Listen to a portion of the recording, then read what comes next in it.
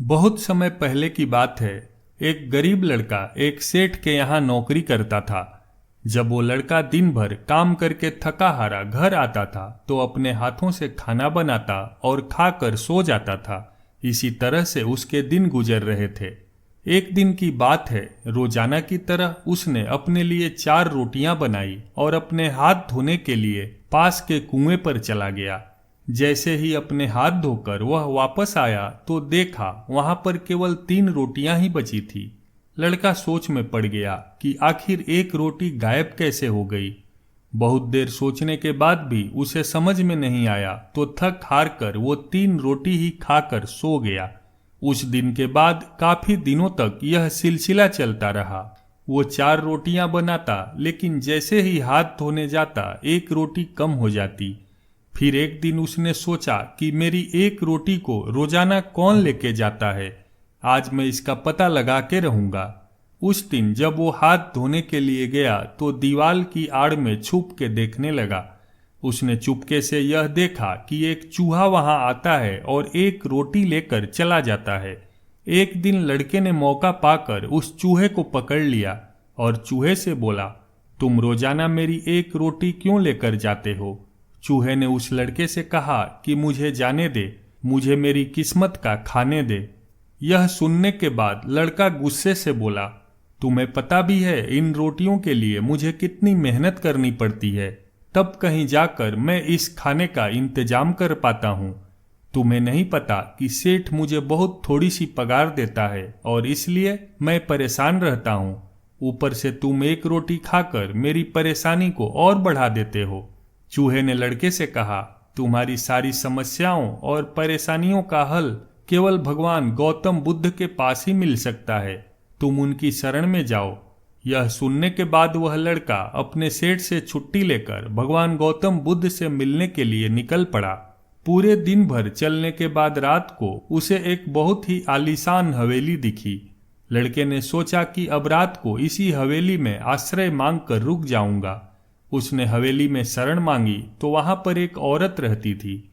उसने उस लड़के को अपने यहाँ रात गुजारने के लिए शरण दे दी। सुबह उठकर वह लड़का जाने लगा तो औरत ने उससे पूछा कि तुम कहाँ जा रहे हो?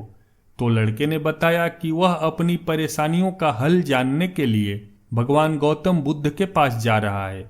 यह सुनकर उस औरत ने कहा, क्या तुम मेरे लिए भी बुद्ध से एक सवाल पूछ सकते हो? लड़के ने कहा, जी बिल्कुल, बताइए आपका सवाल क्या है? उस औरत ने कहा कि मेरी एक बेटी है और वह जन्म से ही बोल नहीं पाती है, इसलिए उनसे पूछना कि मेरी बेटी कब बोलेगी। यह सुनकर वह आगे के लिए चल दिया। काफी दूर चलने के बाद रास्ते में एक नदी आ गई। लड़का सोचने लगा कि अब ये नदी कैसे पार करूं। इतने में ही उसे वहां एक बड़ा सा कछुआ दिखाई दिया। लड़के ने कछुए से बोला, क्या आप मुझे अपनी पीठ पर बैठाकर नदी पार करा सकते हैं? तो कछुए ने कहा, जी बिल्कुल करा दूंगा, आओ मेरी पीठ पर बैठ जाओ। लड़का उसकी पीठ पर बैठ गया और नदी पार कर लिया। नदी पार कराने के बाद कछुए ने लड़के से पूछा, तुम कहाँ जा रहे हो? तो लड़के ने वही जवाब दिया कि भगवान गौतम बुद्ध के पास अपनी परेशानियों का हल जानने के लिए। कछुए ने कहा, क्या तुम मेरा भी एक सवाल गौतम बुद्ध से पूछ सकते हो? तो लड़के ने बोला, हाँ बताओ, आपका क्या सवाल है? तो कछुए ने कहा कि उनसे पूछना कि मैं ड्रैगन कब बनूंगा। इतना सुनकर वह लड़का आगे की यात्रा के लिए चल पड़ा। काफी दिनों की यात्रा के बाद वह लड़का एक पर्वत पर जा पहुंचा तो वहां पर एक साधु ने उस लड़के की सहायता की और उस लड़के से पूछा कि तुम कहाँ जा रहे हो? लड़के ने वही जवाब दिया जो सबको दे रहा था। इतना सुनकर वह साधु बोला, क्या तुम मेरा भी एक सवाल पूछोगे भगवान गौतम बुद्ध से? लड़के ने हाँ में सिर हिला दिया तो साधु ने कहा कि मैं काफी बरसों से तप कर रहा हूँ, भगवान गौतम बुद्ध से पूछना कि मुझको मुक्ति कब मिलेगी। इतना सुनकर वह लड़का आगे की ओर चल पड़ा और अंत में वह लड़का भगवान गौतम बुद्ध के पास पहुंच गया। वहां पहुंचकर उसने भगवान गौतम बुद्ध को प्रणाम किया और बोला, भगवान मैं आपसे कुछ प्रश्नों के उत्तर जानना चाहता हूँ। भगवान बुद्ध ने कहा, बेटा तुम काफी दूर से आए हो इसलिए थक गए होगे, तुम आज आराम कर लो, तुम्हारे प्रश्नों के उत्तर मैं कल दूंगा। दूसरे दिन बुद्ध ने लड़के से कहा कि पूछो, क्या पूछना चाहते हो, लेकिन मैं तुम्हारे 3 प्रश्नों का ही उत्तर दूंगा।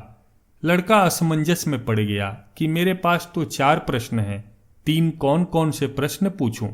लड़के ने सोचा कि मेरा जीवन तो चल ही रहा है, क्यों न मैं उन लोगों के प्रश्न पूछ लूं जो मुझसे ज्यादा दुखी और परेशान हैं। लड़के ने पहला सवाल पूछा कि हवेली में रहने वाली लड़की कब बोलने लगेगी। दूसरा सवाल यह पूछा कि वह कछुआ ड्रैगन कब बनेगा, और तीसरा सवाल यह कि उस साधु को मुक्ति कब मिलेगी। इसके बाद भगवान गौतम बुद्ध ने कहा कि उस लड़की की शादी होते ही वह लड़की बोलने लगेगी, और अगर कछुआ अपने खोल को छोड़ दे तो वह ड्रैगन बन जाएगा। उस साधु को तब मुक्ति मिलेगी जब वह अपनी छड़ी को छोड़ देगा। लड़का सबके जवाब सुनकर वापस चल दिया। सबसे पहले उसने साधु को बताया कि अगर आप अपनी छड़ी को छोड़ देते हो तो आपको मुक्ति मिल जाएगी। साधु ने उस छड़ी को उस लड़के को दे दिया और बोला, यह एक जादुई छड़ी है, यह तुम्हारी बहुत मदद करेगी। इसके बाद वह लड़का उस कछुए के पास गया और बोला, अगर तुम अपने खोल से बाहर आ जाओ तो तुम ड्रैगन बन जाओगे। कछुए ने खोल को छोड़ दिया तो वह ड्रैगन बन गया। कछुए ने लड़के से कहा कि मेरी खोल में बहुत सारे हीरे जवाहरात हैं, उसे तुम अपने साथ ले जाना, तुम्हारे काम आएंगे। उस लड़के को कछुए के खोल में बहुत सारे हीरे मोती मिले, जिनको लेकर वह आगे चल दिया। उसके बाद वह लड़का उस हवेली में गया और उस औरत से बोला कि आप अपनी लड़की की शादी कर दो तो वह बोलने लगेगी। उस औरत ने अपनी लड़की की शादी उसी लड़के से कर दी तो वह लड़की बोलने लग गई, और उस औरत ने अपनी सारी जमीन जायदाद और हवेली उस लड़के और अपनी बेटी के नाम कर दी। दोस्तों, इस कहानी से हमें यह सीख मिलती है कि हमें कभी भी किसी भी तरह की परिस्थितियों से निराश नहीं होना चाहिए, और विपरीत परिस्थितियों में भी अपने ही बारे में नहीं सोचना चाहिए। अगर हम दूसरों की सहायता करेंगे तो ऊपर वाला हमें हमारी सोच से भी ज्यादा देगा। कहानी कैसी लगी कमेंट में जरूर बताएं, साथ ही साथ वीडियो को लाइक करें, चैनल को सब्सक्राइब भी करें।